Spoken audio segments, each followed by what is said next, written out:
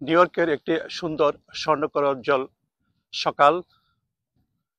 শীত অনেকটাই কমে এসেছে, মার্চ মাস শেষ হয়ে এসেছে। গত কয়েক মাস যে শীত ছিল এখন এর তীব্রতা অনেকটাই কমে এসেছে।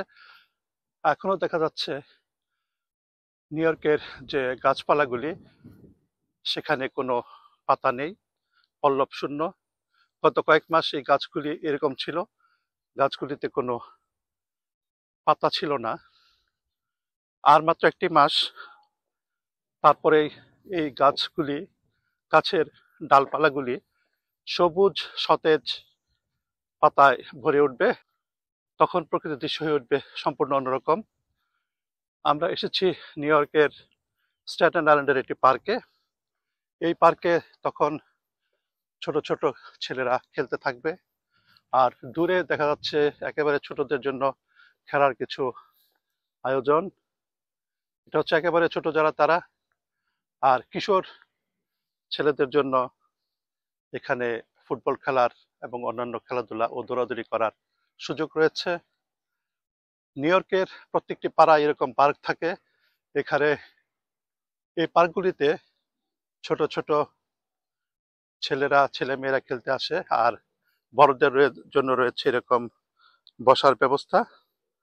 এরকম বেঞ্চগুলিতে বসে বড়রা সময় কাটান এবং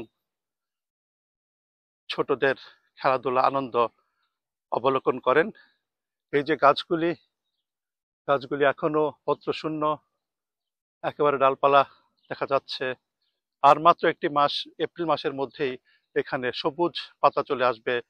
সেটা চলতে থাকবে আগামী অক্টোবর নভেম্বর পর্যন্ত, তারপর আবার পাতা ঝরা শুরু করবে। এই হচ্ছে নিউ ইয়র্কের স্ট্যাটেন আইল্যান্ডের একটি পার্কের দৃশ্য। দূরে দেখা যাচ্ছে আবাসিক বাসভবন।